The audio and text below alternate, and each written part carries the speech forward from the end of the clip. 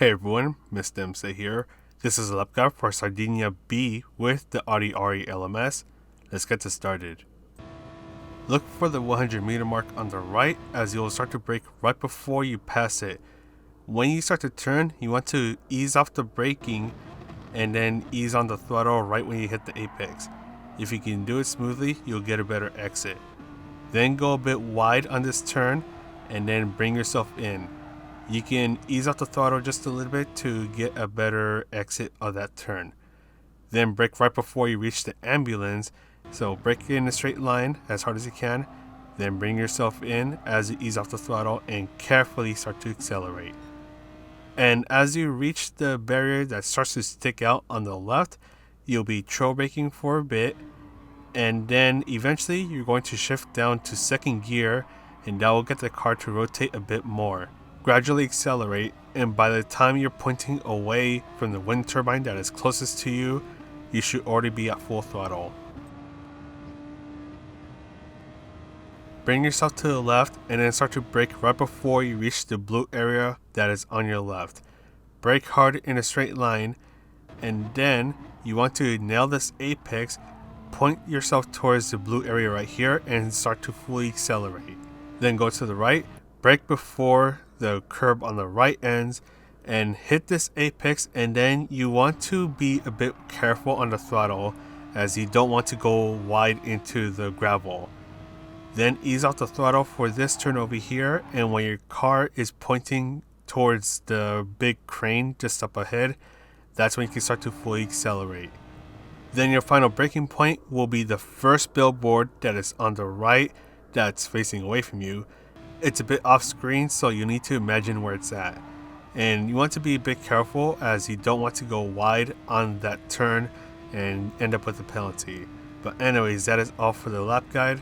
Let's go ahead and talk about the strategy. Alright, so there are two strategies. One is the no stop strategy where you just feel safe, and the second strategy is a one stop where you just go all out. And with that one, you can either do just a tiny bit of fuel saving along the way, or you just literally go all out, no fuel saving. And the best strategy is with the no stop. So with the no stop, you want to use 6% of fuel each lap.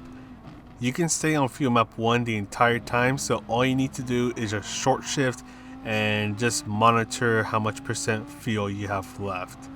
And if you can get behind someone to get a bit of slipstream, and that's going to help you be a bit more fuel efficient.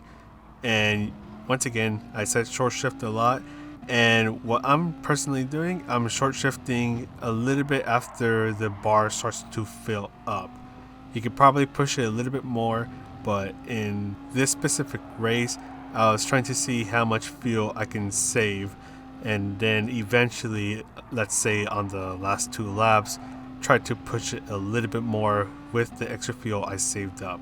So due to the slipstream from the cars ahead of me and the short shifting, I was able to save 1 extra lap's worth of fuel, but I ended up using that to push the car a little bit more at the very end of the race. So as you see here, first place is going a bit more all out. Second place and I are doing the fuel saving strategy. So when it comes to battling with another car that is, let's say, doing the one stop strategy, I would honestly advise to not fight with them too much, because the moment you start to fight with them, you're probably going to end up revving the car a bit more. That's going to cost you fuel, and you start to run the risk of running out of fuel, and that's going to end bad. Because the thing is that no matter what, unless if they're on a crazy pace, they're going to end up behind you, because they're going to have to refuel. That's going to take eons depending on how much fuel they used up, while you're just passing them in the pit stop, and you're just going to end up miles ahead of them. And because of that, those on the no stop strategy are going to end up finishing a couple seconds ahead of those running the one stop strategy. And to quickly show this, I'm fast forwarding it to the very end of the race, and first and second place definitely went with the no stop strategy, and I think the rest of them, as far as I know, went with the one stop strategy. And well, they ended up a couple of seconds behind, but it was still more than enough for us to have a comfortable finish. So yeah, if you're going to take one thing away from this segment, no stop strategy, use 6% fuel, short shift, try to get slipstream. But anyways, that is all for the guide. Hope you all found it useful. This is Mr. MCA wishing you a good race, and I'll see you in the next video.